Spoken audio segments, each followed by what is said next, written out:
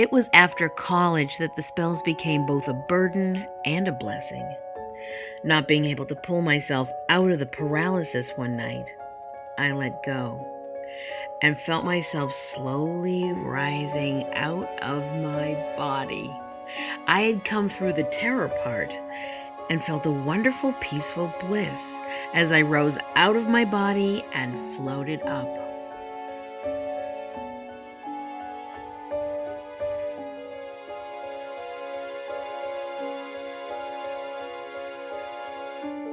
I would feel that the surfaces of various objects were covered by a film of fuzz, or the down in a pillow. It could also be described as cotton candy or spider webs. Sometimes the webs and fuzz can get very lush, as when I reach down to pick up something that has fallen underneath my desk and my hand feels as if it has become submerged in a huge pile of this stuff. But when I try to scoop up that pile, I feel nothing, and yet I feel that I have a large amount of this stuff in my hands.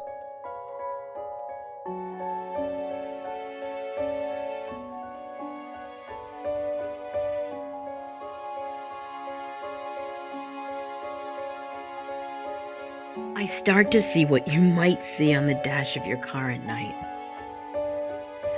Except the numbers begin spinning more and more rapidly. After about 20 seconds, the numbers begin to disintegrate, and the odometer itself falls apart and gradually disappears.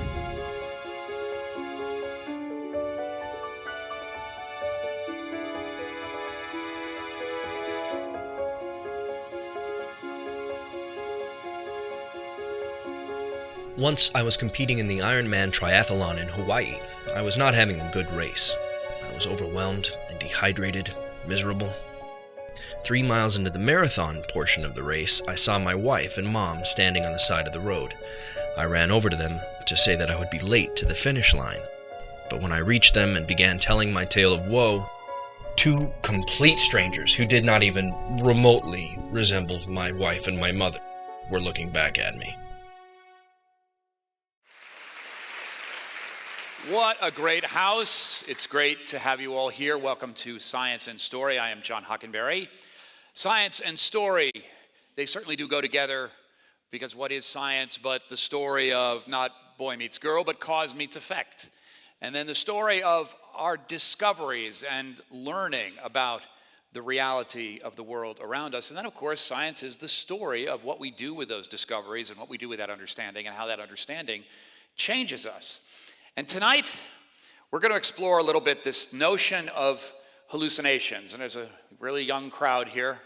I hesitate to say don't try this at home, but I suspect many of you have already. Oh well, be that as it may, let me tell you a little hallucination story here in this hallway where we might actually get a glimpse of Abraham Lincoln if we're lucky. All of New York this week is something of a hallucination. My neighborhood looks like Gaza. And we're experiencing a sense of perceptual distortion, I think, from our encounters with the natural world this week. But let me tell you about a young fellow who was studying mathematics at the University of Chicago several decades ago who had a predisposition for psilocybin mushrooms in the course of his mathematical studies, and was on a trip hitchhiking across the country and got in a car with some lovely individuals who said, look, we're driving straight through to Massachusetts, and here we've got these amphetamines that are keeping us awake. Why don't you stay awake with us? I got in the back seat of the car. We took these strange pills. Alas, the pills did not do what they were supposed to for the driver, and at a certain point in Pennsylvania, she drove off the road and went down a 200-foot embankment. I was in the back seat of that car, and when I came to consciousness, a few moments after the car reached the bottom of the hill, I realized that I was probably paralyzed for life and was staring through the shattered windshield of a Chevrolet Nova up at a beautiful blue sky, bleeding from a skull fracture and a serious set of internal injuries. And the blood from the injuries to my head were seeping into the area around my eyes so that my eyes were turning completely red, and I was looking at the world through this strange blood filter, and I could see clearly. And all of a sudden, as I looked through this shattered windshield, I could see not the sky anymore, but I could see this automobile, and there was this sad young man in that car, and there were ambulance people trying to saw this car in half, and I looked down and I went, oh, that's a terrible situation there. What's going on? I hope that fellow's all right. And I watched for a while, and it was terribly noisy, and I was feeling very relieved that I was far away from that mess. And I stared at it for a while, and all of a sudden, the view began to get a little dark, and everything sort of rushed like the sound of a train, and all of a sudden, I realized that I was the person in that car, and that they had in fact managed to saw the roof off of the car and pulled me to safety. I lost consciousness at that point and woke up in a recovery room in a hospital days later. So what happened? What was going on in my brain during this event? Because I remember it vividly, and can recall precisely what I was looking at from down in the trees, down on what was happening to me, something I couldn't possibly have actually seen because I was in the middle of it all. Was it just some spiritual kind of, whoa, intense experience? Or did it reveal something fundamental about the organization of the brain? That's what we're going to explore tonight. And we certainly have, as you've already heard, the best person on planet Earth to help explore it with us. He's an author, a scholar, a doctor, clinician, professor, and in many ways the preeminent storyteller of the brain. Please welcome Dr., Professor, friend, Oliver Sacks.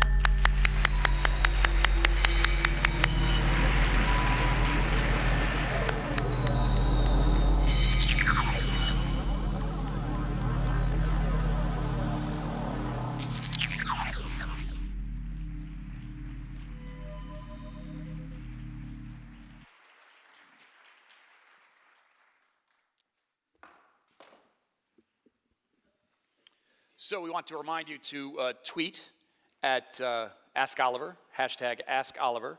And as Tracy mentioned, there are many ways for you to be involved in this conversation, and we'll have some of your questions later. I've got actual connection to the internet here, I believe. Yes, it's working. So I will get your questions, and towards the end of this session, we'll hear from you directly. Welcome. I feel welcome and rather scared. Yeah, this concert sold out in a couple of hours. So as we were saying backstage, you're sort of the Justin Bieber of neurologists. That's a good position to be on. It's a good brand, I'd say. Let's start with a very basic question. What do we think a hallucination is in the mind? And as a researcher and scientist, what are we discovering is going on in the brain when a hallucination happens? Well, a hallucination usually comes as a sudden apparition, visual, a sight, a sound, a smell. It's out there, it seems absolutely real. One is very startled because one hasn't willed this thing, one hasn't imagined the vision, one has no control over it. And you think it's real, but other people don't agree with you. And then perhaps at that point you realize it must be a hallucination and that part of your brain has gone on automatic and is out of your hands. But the first real hallucination is very startling and very frightening and often rather wonderful. And we'll explore that full range from frightening to wonderful in our conversation this evening. The idea of hallucinations goes back a long way in human history and in medical history. Describe a little bit of the change in approach to what we think hallucinations are down through medical history. Well, up to about 1800, anyone was allowed to have visions or to hear voices. They were assumed to have some external spiritual origin, gods, demons, the muses, ancestors, the dead.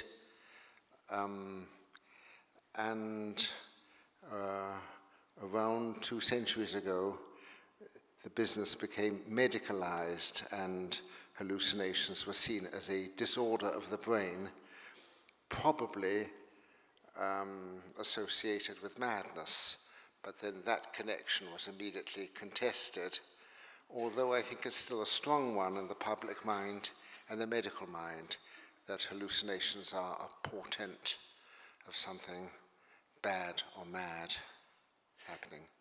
You mentioned a moment ago that the experience of a hallucination originates in the part of the brain that is associated with actual real events. It's not an imagined experience. It's more like a real experience. What do you mean exactly? Well, the parts of the brain used in perception and recognition are hijacked by the hallucinatory process. And what goes on in your visual cortex or your auditory brain is physiologically almost indistinguishable from actually seeing or hearing something. You don't get that sort of activation with imagining. You only get it with hallucination. So hallucination is a form of perception. And like perception, what you hallucinate is out there. It startles you. You look around. It often has a detail which is far greater than that of any imagery. And you don't know where it comes from. And what we're looking at here are some fMRI images where we've just in the last half decade or so been able to test and show the state of the mind imagining something, having a hallucination, and actually seeing something. And they are 3 distinct states. Mm-hmm. I can't see the images behind me, but they are indeed distinct. And You're not hallucinating, I assure you. One can almost do a sort of mind reading. Perhaps when someone is in an fMRI, a functional brain imaging, you might say to them, are you hallucinating faces? And they say, yeah, how did you know? You say you know because a particular area, so-called fusiform face area, is become hyperactive at the back of the brain on one side. And if they say they're seeing letters or text or musical notation, you can also guess that. So hallucinations are an immediate expression of brain activity from very simple levels like geometrical patterns to seeing heaven. And we'll talk about some specific clinical examples of hallucinations in just a moment that both you've observed directly and through individuals and cases that you're familiar with. But part of what you describe in this book is a brain that functions like a reality synthesizer, that what's happening in a hallucination is so close to reality. It's not a dream state at all. Can this be called dysfunctional? In other words, this is what the brain is supposed to do, yet we associate hallucinations with dysfunction. I think that's too narrow a term, and there are, for example, bereavement hallucinations. These especially occur if people have been happily married for half a century or whatever, and if the husband or wife dies, there's a 50% chance that the remaining spouse will see them or hear them. And this sort of hallucination is not frightening. It's often very comforting. It seems to be part of the morning process, and it really, a sudden hole has been left in one's life, and this helps it to heal over. So there, I would say the hallucination is highly adaptive and not dysfunctional. In the case of a bereavement hallucination, how does the brain cross over from very powerful memory, an almost nostalgic experience of a lost loved one, to literally experiencing their presence in a hallucinatory way? Well, there's certainly a leap, because the most vivid imagination can't match the faintest hallucination. One can see the leap if someone is in a functional brain imager, but why it occurs and why it's more likely to occur in some people, but one knows, for example, that it can be induced by hypnosis. And if you ask someone to imagine a scene, or for example, to imagine a drum with vertical stripes going round, they say, yes, I'm imagining it, but their eyes won't move. But if you can hypnotize them and they hallucinate it, then the eyes keep jerking as they would in reality. And the two things are quite separate, and yet one can leap from one to the other. That's amazing. Let's talk about some of the classical cases where hallucinations are associated with particular syndromes. We can begin, I suppose, with epilepsy, which has a long, long history. It was originally viewed as the sacred disorder, part of connection with God. You've sort of alluded to that before. What happens in epilepsy, and what are the hallucinatory consequences that you're familiar with? Hippocrates wrote about it. He accepted the term sacred disease, but immediately said there's nothing sacred about it. It has a natural cause, although he conceded that the visions and voices which one might have with a seizure might seem to have a divine or a demonic origin. In epilepsy is a sudden explosive firing of part of the brain, of a knot of cells. And what happens depends on where the knot is.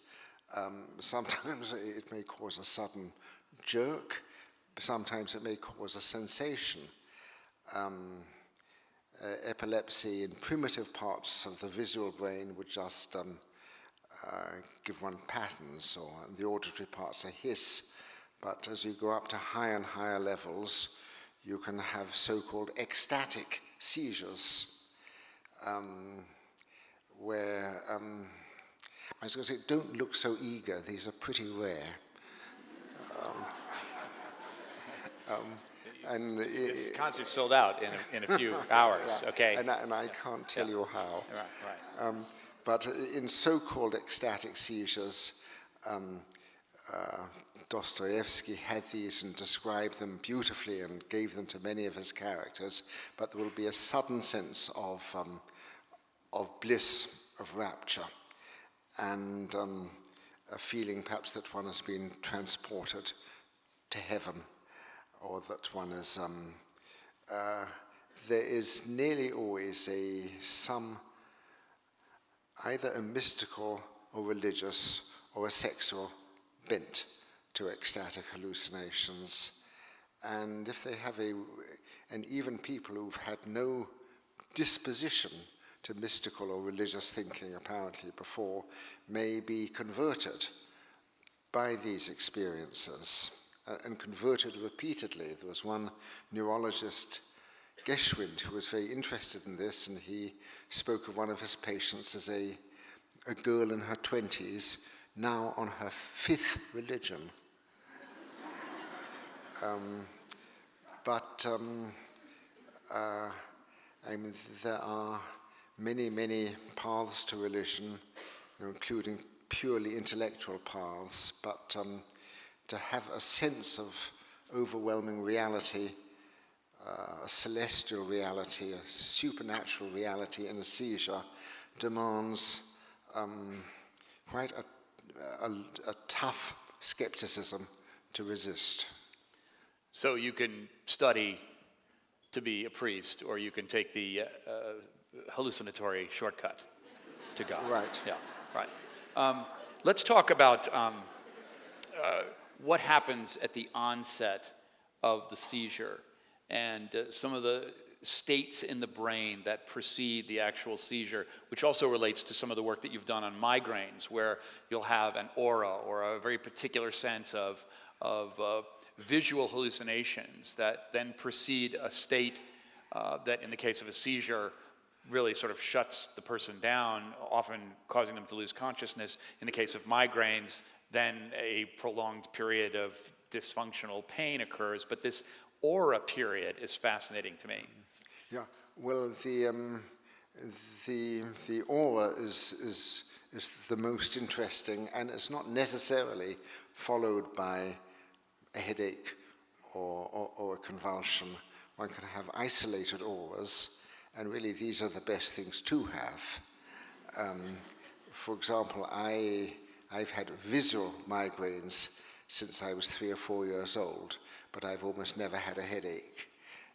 In the visual migraine, there's a sudden explosion of light near what I'm looking at, and this expands. It has a zigzag border, and it scintillates, and it takes a rather constant, for me, a rather constant 17 or 18 minutes to go from the center to the side. You can have more complex things with migraine. Siri Hustvedt, the novelist, has written about this and how she herself on one occasion saw a little pink man and his ox about 6 inches high, and she describes how she looked at them tenderly. They weren't frightening, and then they disappeared after a few minutes. I mean, that's a so-called Lilliputian hallucination. They're quite common, and one wonders, whether some of our notions of imps and elves and sprites and little green men, may be suggested by this. But there's a clinical pattern of little dudes? There is. Lilliputian vision has a specific physiological basis, but the sort of little people one sees is going to depend on one's own interest and one's culture. So that maybe if you're Irish, you will see leprechauns. If you're Norwegian, you will see trolls. Some troll seers out there? Apparently. One of the things that you get from reading this book, and really from the whole body of your work, is just what the brain is capable of. It makes you feel that there's just a whole lot going on in the brain that we don't, unless we have some of these syndromes that you describe, we don't really experience. One of the most amazing stories in this book is about, I believe it's something called Anton syndrome. It was described anyway in the 1800s. A person who is blind insists that they can see, and that their brain is creating an experience that is so powerfully visual to them that they argue with people who know that they're blind and insist that the blindness doesn't exist at all. How does that work? Well, this is a sort of situation which I've encountered a lot working in old age homes, where I may see elderly people who are completely intact mentally, but who have impaired vision or hearing. A good proportion, something like 15% of those with visual impairment may get elaborate hallucinations of animals and people and landscapes, and probably 80% of them get simple hallucinations of geometric patterns. Incidentally, I'm one of those 80% myself. Are you the animals or the geometric patterns? Only geometric patterns. I see. It's enough. I see them all the time. They're all over the ceiling.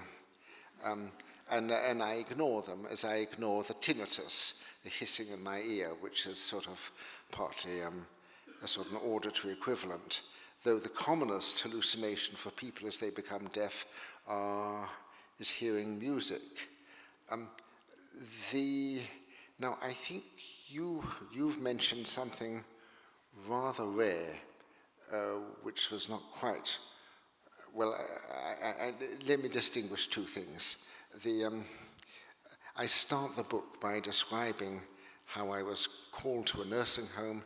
They said they had an old lady in her 90s, and she suddenly started seeing things, and they didn't know if she was going crazy or had a stroke. Could I come along? And I saw the old lady. She was a very vigorous old lady, very sane, very intelligent, and very puzzled and somewhat frightened. She said she'd been blind for 5 years, but now she's seeing things. I said, but what sort of things? And she said, people in Eastern dresses walking in rows. And she described, she saw animals, she saw horses, she saw a snowstorm, she saw a horrible face, horrible because the face was distorted and partly dismembered. And she was afraid that she was going mad or had some neurological catastrophe. I examined her. I couldn't find anything the matter with her nervous system. She wasn't on any medications which could produce things. So I said, I think I know what you have.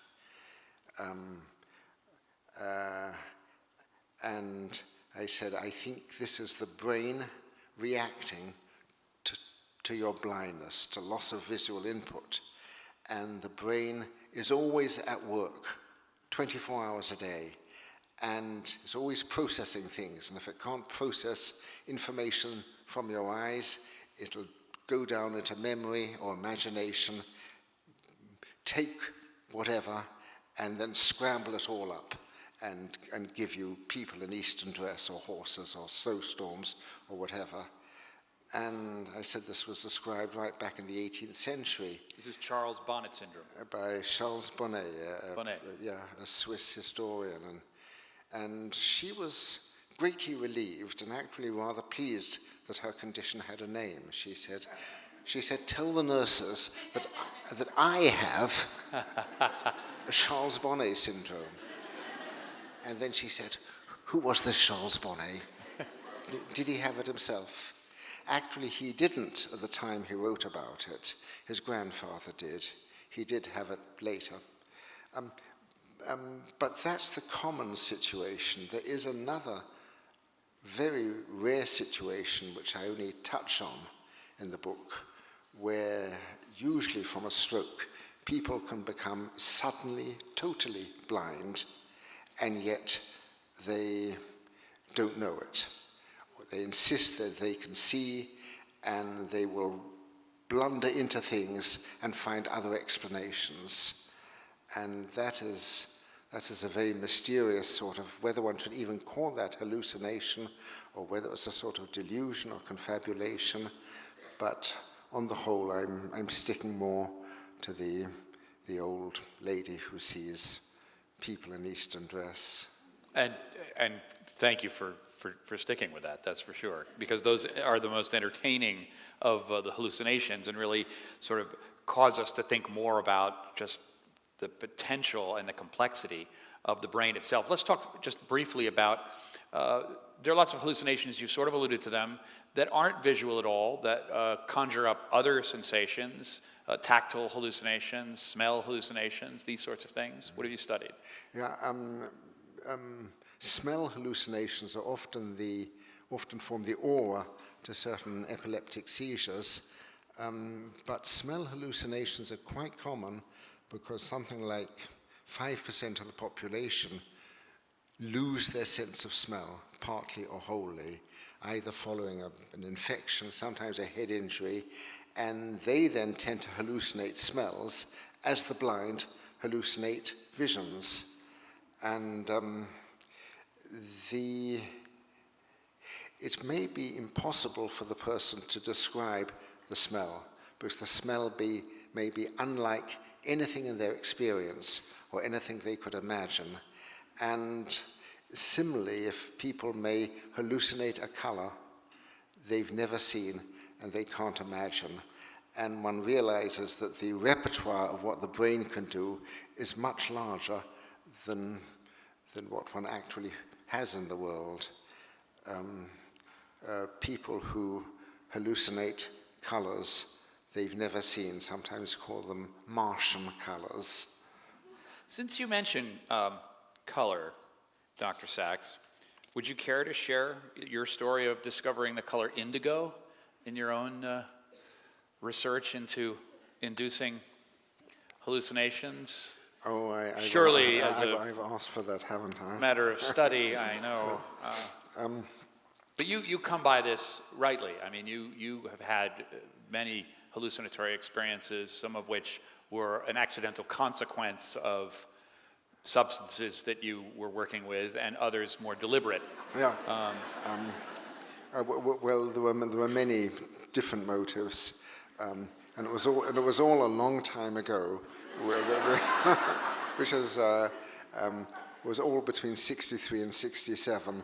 But certainly one of them, I'd been puzzling about indigo. Indigo was inserted into the spectrum by Newton. So was orange. He felt there should be 7 colors, as there are 7 notes in the musical scale. But it seemed to me that no two people agreed as to what indigo was like. And it was, in fact, felt that the pigment derived from the indigo plant was not really indigo. And I decided I wanted to see indigo. I couldn't imagine it, but I thought I might be able to hallucinate it. So I built a sort of pharmacological launch pad, a sort of... Now, that's different from controlled substance, okay? Pharmacological launch pad. I love that. This is a writer here. This is what we've got.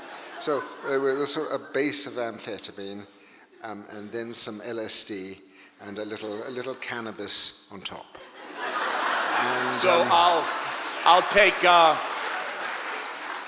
shot of amphetamine with an LSD chaser and a spot of cannabis. And that gets you? Well, it got me fairly pickled. I think stoned is the right word. Anyhow, when I felt ready, I said, I want to see indigo now. And as if thrown by a paintbrush, a trembling, pear-shaped blob of a most wonderful color appeared on the wall, indigo. And it not only seemed wonderfully luminous, but it filled me with a sort of mystical or almost religious joy. I felt it was numinous as well as luminous. And although I'm an old Jewish atheist, I thought this is the color of heaven. I thought this is the color which Giotto tried to get but never could. And maybe this is a color which no longer exists on the earth. And I leaned forward in a sort of ecstasy, and it vanished. And I felt very heartbroken.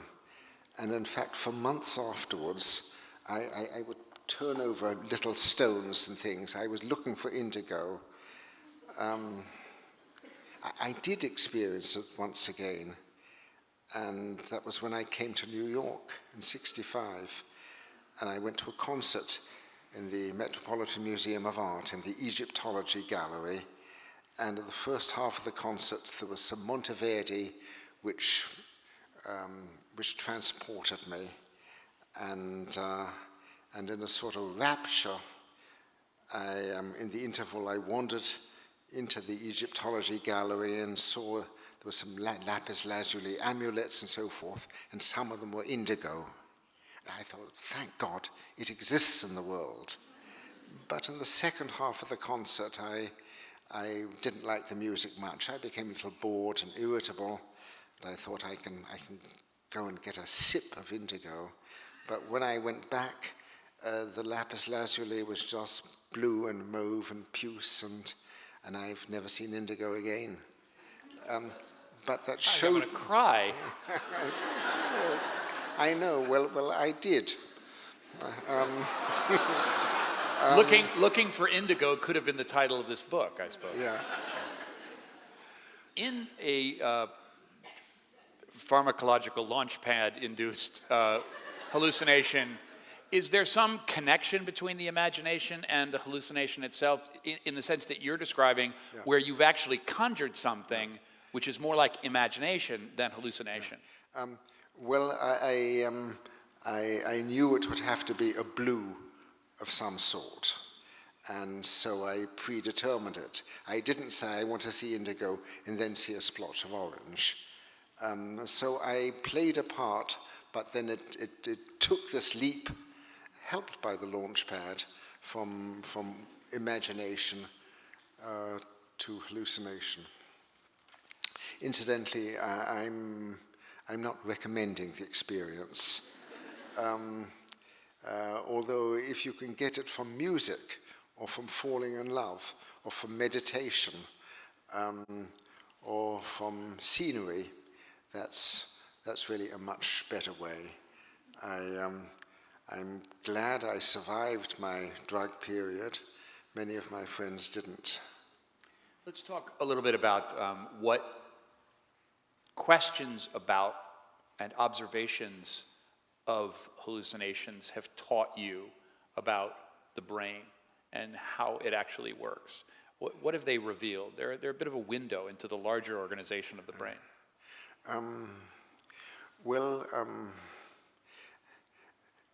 The very fact that hallucinations exist shows that there can be a mode of consciousness and a mode of perception quite unlike dream or fantasy or imagination. And it may make certain things available which imagination can't do. This has been felt by some writers and poets, certainly in the early 19th century, Coleridge and Baudelaire and Edgar Allan Poe, and they were all taking something. Poe was raised as a child. His mother gave him gin-soaked bread to keep him from crying. So I think he started very early, Poe. Yeah. Which isn't necessarily a hallucinogen, but... I missed something. What was... Who was given what? Oh, Edgar Allan Poe, as a baby, by his mother, was given gin-soaked bread to calm him down. Yeah. Pre-Tylenol, I guess. Yeah. It's like in Pygmalion, gin was mother's milk to her. Yeah, no, in the 19th century, babies were often calmed very effectively by gin. But when he grew up, he and others tended to take opium of one sort and another. There's a wonderful book called Opium and the Romantic Imagination, although this is really opium and romantic hallucination.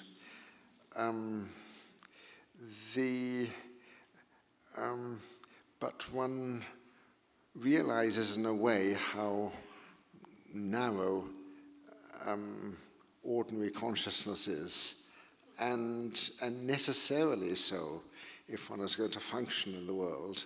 If there's a huge enhancement of perception or things which are not there, you can't function all that well. In fact, civilization requires a narrowness of consciousness so that we can all be on the same page enough to function in societies, it seems to me. William James talks about this in the varieties of religious experience. He took nitrous oxide, laughing gas so-called, except it didn't make him laugh, it transported him into other forms of consciousness, and he insisted that there are many other forms of consciousness outside the rational consciousness, and that they all have their value. Do you believe that? Yes. And on that note,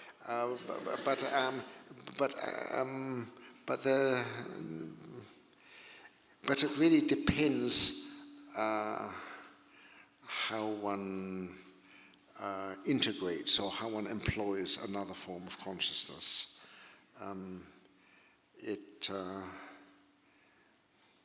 But certainly I think another form of consciousness is involved in creating art and in scientific discovery, and sometimes there are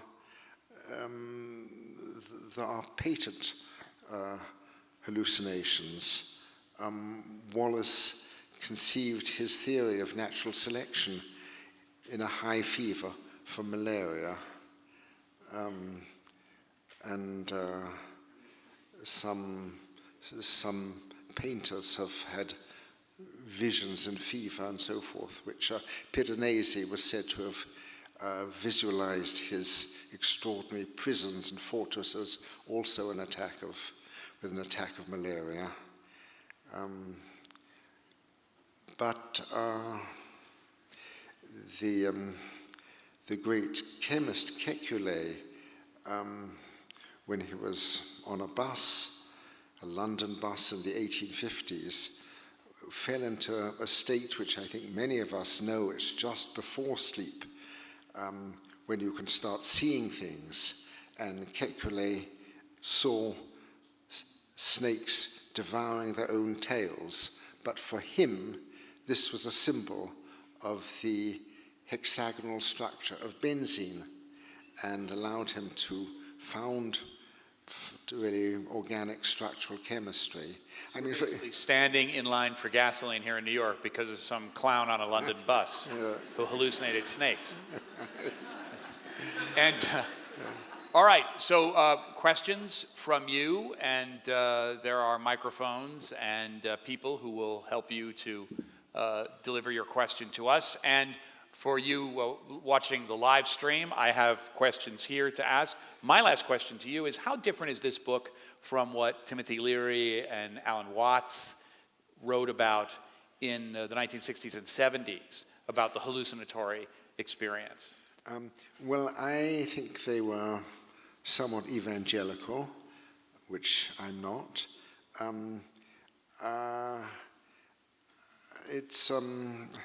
I mean, my purpose is to describe all the varieties I can think of, with one exception. I hardly touch schizophrenic hallucinations. I think that needs a different sort of book, and whether I will ever write that, I don't know. But I think hallucination is feared, is misrepresented. People can agonize for years, never mentioning that they hallucinate. I want to open the subject up, so that people don't have to have burning secrets. And on the whole, they'll be reassured, because hallucinations tend to be benign. There are 100 times more benign hallucinations than malignant ones. So share your hallucinations. You're among friends here at the Cooper Union. Here's a question from one of our online viewers. Is there an evolutionary advantage to being able to hallucinate, or is it just a byproduct of having a brain? That's a very good question. Well, it certainly is a byproduct, or can be considered as a byproduct, but it can also be considered, I think, sometimes as having adaptive use. For example, one blind man who wrote to me about his hallucinations. He imagines his eyes saying to him, we know blindness is no fun, so we've invented this small syndrome as a coda to your sighted life. It's not much, but it's the best we can do. And there are quite a lot of, well, whether nature thought of this or whether this is just a human use, but I think bereavement hallucinations are adaptive, and after very terrifying situations can cause flashbacks. And this can happen in animals as well. When Pavlov's laboratory full of dogs had a flood in 1924, the dogs watched as the water rose and escaped at the last moment. And after that, most of those dogs were haunted by water. They had sort of post-stress traumatic syndromes. And however, this would teach them to avoid anything dangerous with regard to water. So sometimes it's a byproduct, and I mean, certainly the brain is able to produce hallucinations of every sort. And maybe it depends what use is made of it. Well, I love this idea that the brain develops its own mental prosthetics to deal with things like blindness and deafness. Question out here.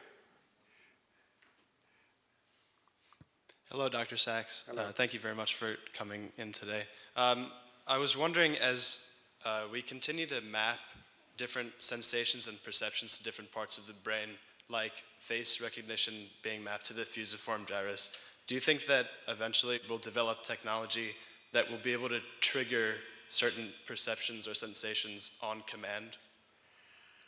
He's trying to improve on your pharmacological launch pad, it sounds like. No, I suspect we will, and this will raise all sorts of problems, ethical and otherwise. We're getting rather close to the verge of this even now. But in a simple way, right back in the 1960s, it was possible to insert electrodes into the so-called reward centers in rats' brains. And if they pressed a lever, this would give them a little shock, which was probably a bit like an orgasm. And anyhow, the rats who did this would keep pressing the lever. They would not eat, they would not sleep, they would press the lever till they died. And so that it was basically you're describing an early form of Twitter.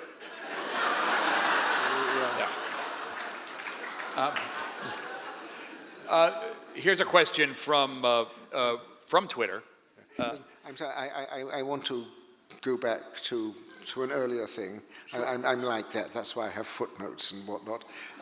I was very struck with my awakenings patients, but I only learned this after I had got to know them well, that most of them had been hallucinators for decades before they had L-DOPA, and their hallucinations were entirely pleasant, friendly, sociable. I think they hallucinated the world which was denied them. And that was the experience of Awakenings, of course, the movie we're familiar with. And that was the treatment of L-DOPA, and that was Parkinson's-like? Yes, yeah. Parkinson's plus. I mean, many of them were absolutely frozen, but and many of them had been abandoned by relatives and family and were in back wards of hospitals.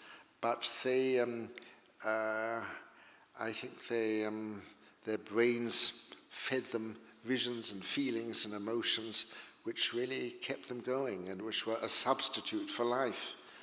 One might say one shouldn't have substitutes, but these people had no choice. But the brain finds an adaptive quality to creating these visual substitutions and alternative realities, and that seems to be some structural feature of how the brain is organized, yes. Is what you're saying. We've got questions out. Oh, Neil. Hi, John. Mr. How you doing? Dr. Tyson. Okay. John, Oliver. Sorry. Yeah. The stars are out tonight. Oliver, I'm curious. We could imagine a future of neuroscience, which we all know is advancing rapidly. I can imagine a day, perhaps, where they can go into your brain and snip a neurosynaptic connection that would end all hallucinations. Let's imagine that for the moment. If we could do that, should we? And if you had that option, would you? And if it were available, do you imagine a sort of an ethical line beyond which we should not alter people's behavior because it is a product of the mores of the day that could change over the decades? Deep question, and a question which is becoming technologically possible. It's no longer just a fantasy. A particular form of this relates to unpleasant traumatic memories. There may be chemical ways of reducing these, which has been especially suggested for people with post-traumatic stress syndrome. Would this be a benefit, or are we meddling? Or to take a much cruder example, when there was a great fashion for lobotomies and leucotomies in the 1950s,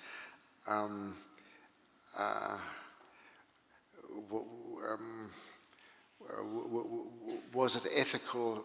People were often in intolerable, tormenting obsession and anxiety, and they might be released from this, but should they be released?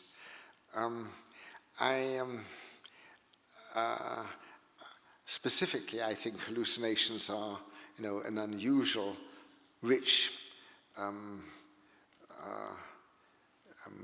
rich expression of the brain's activity, and we'd be poor without them. You describe in the book some of these precise dilemmas in the way epileptics were treated, in the sense that lesions were so localized that a snip was nearly possible in some cases. Mm-hmm. Was there an ethical consideration in those cases? Yes, specifically, actually, people with ecstatic seizures would not take their medication, and they would also learn ways of stimulating these. I can't answer your question, Neil, but the next 50 years will. Thank you very much.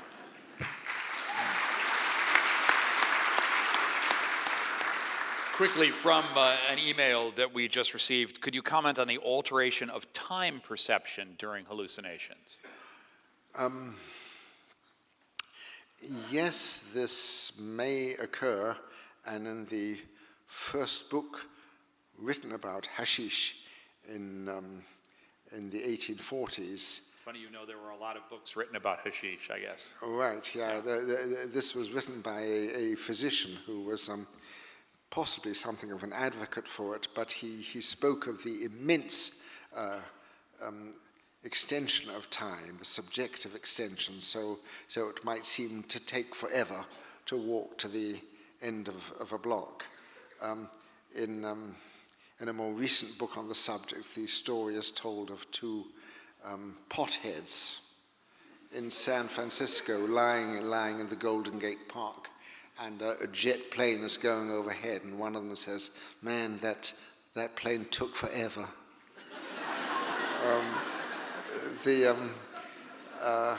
So time sensations can certainly change a lot.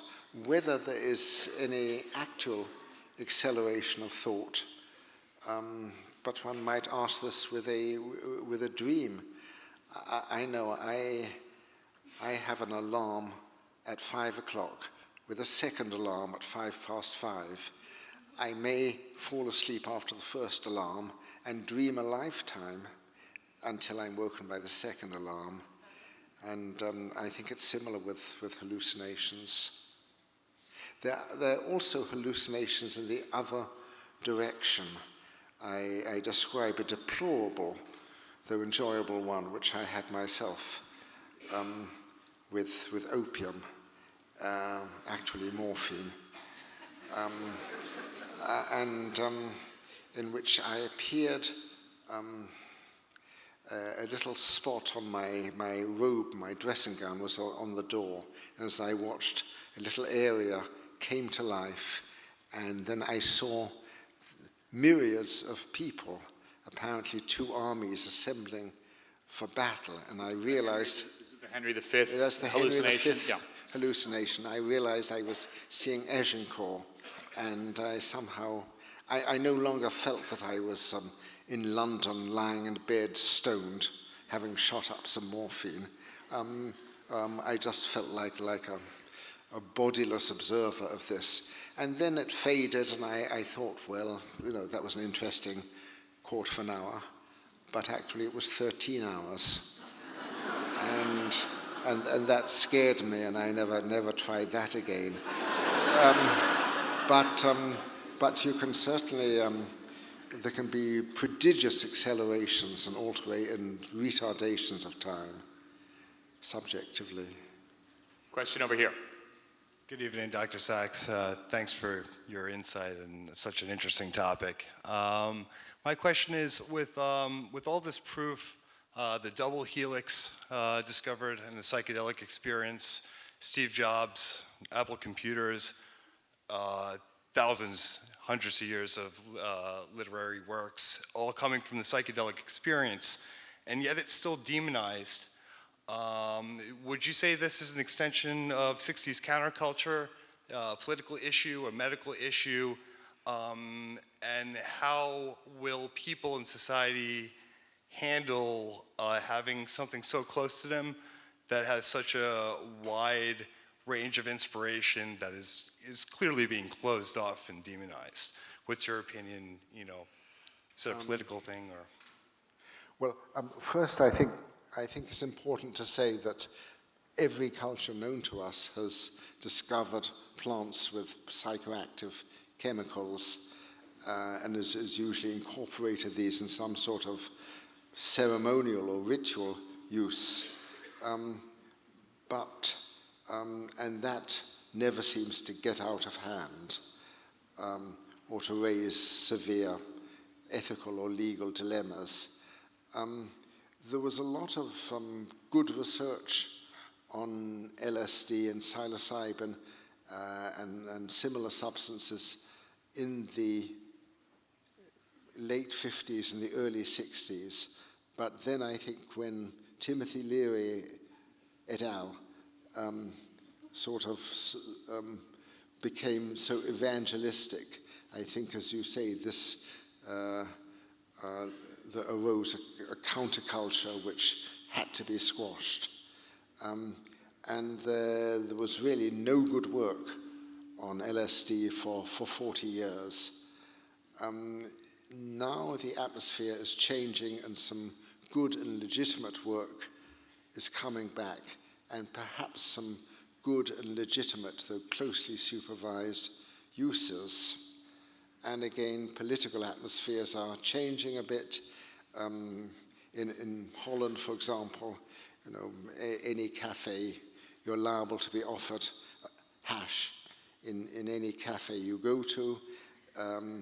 It has never apparently led to the use of hard drugs, and now apparently I think Colorado and the state of Washington have decriminalized cannabis. That's our crowd tonight. Yes, indeed. That's for sure. Yeah. Although it is still a federal misdemeanor. So I don't know how this will be resolved. Although I love that question. It's the first I'd heard that the iPad might have been an actual hallucination. I thought Jobs got that from just watching old episodes of Star Trek. Question here. Yes, it seems that in all areas of medicine there have been tremendous advancements, but in neurology and the study of brain, there have been comparatively not quite as many. And because it is such an intricate subject, where do we go from here? And what's the next understanding in the brain and for these hallucinations? I'm sorry, I missed some of that. Can you relay it to me? Well, it's a little bit of an extension on the previous question. Where do we go from here in terms of the study of hallucinations and the brain, and particularly given the technology that we have for studying the brain? Well, some of the most valuable information has come from electrodes implanted in individual nerve cells, but one could only do this in a very exceptional situation, namely if someone is being prepared for surgery and has had their brain exposed, and you want to map things out to make sure that the surgery doesn't do any harm.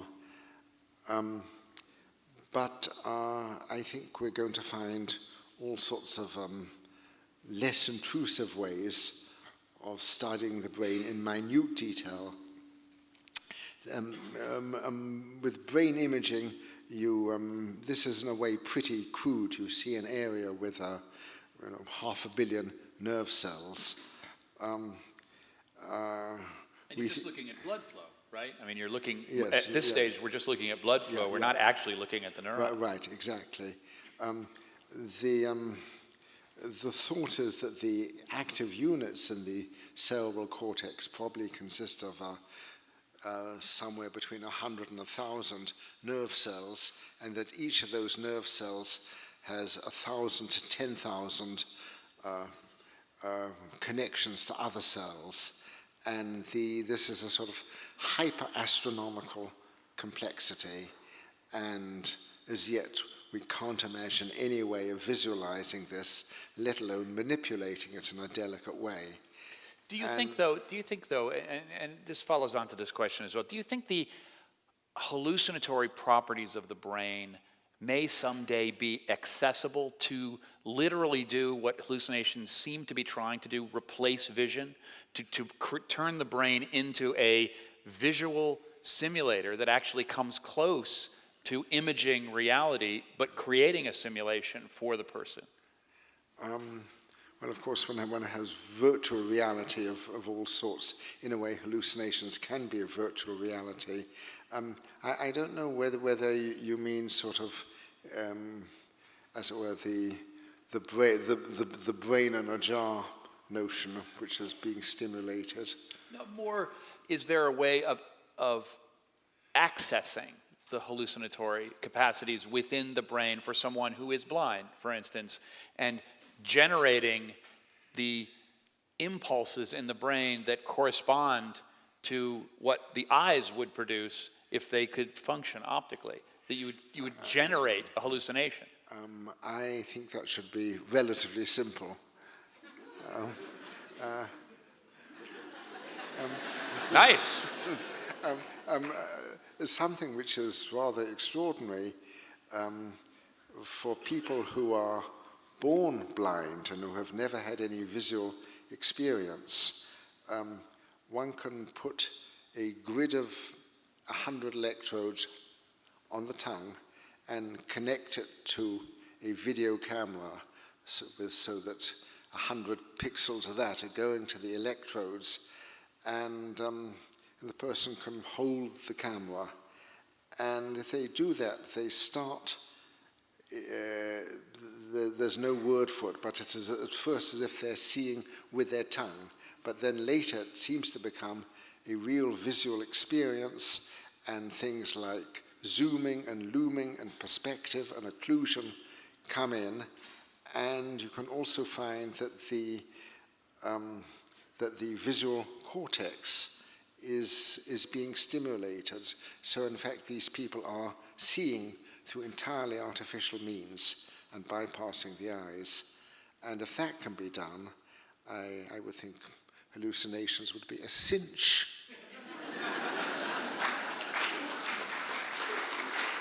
There's a tweet. Hallucinations would be a cinch. Question over here. Hello. Thank you very much, Dr. Sachs, for coming. I have a question. I know that there are people such as yourself who experience things like migraine auras and patterns on the ceiling and a certain hallucinatory day-to-day experience. And I also know that when people are having more isolated experiences, they experience a sort of synesthesia of senses, that one might see sounds or hear colors. And I was wondering what the overlap of that might be in the brain, a synesthetic experience versus a hallucination. Because there are people who are born into this world who see sounds or hear colors for their entire lifetime, and that is their reality. And so my question is, how would that person's reality differ from another person's hallucination? Synesthesia, as you say, is something one is born with. It has even been suggested that every infant has synesthesia in the first year of life, but then that the possibility is pruned out in the majority of people. Synesthesia used to be regarded as very rare, like 1 in 2,000. It's now seen as relatively common, about 1 in 20. Particularly common forms have to do with seeing colors as one hears music or when one reads letters. It's lifelong and it's always the same for a given person. Nabokov, in his autobiography, mentions that when he was learning to read, he had colored letters and he felt the colors were wrong. And he mentioned this to his synesthetic mother, who agreed that they were wrong, but the two of them couldn't agree and didn't agree as to what the colors should be.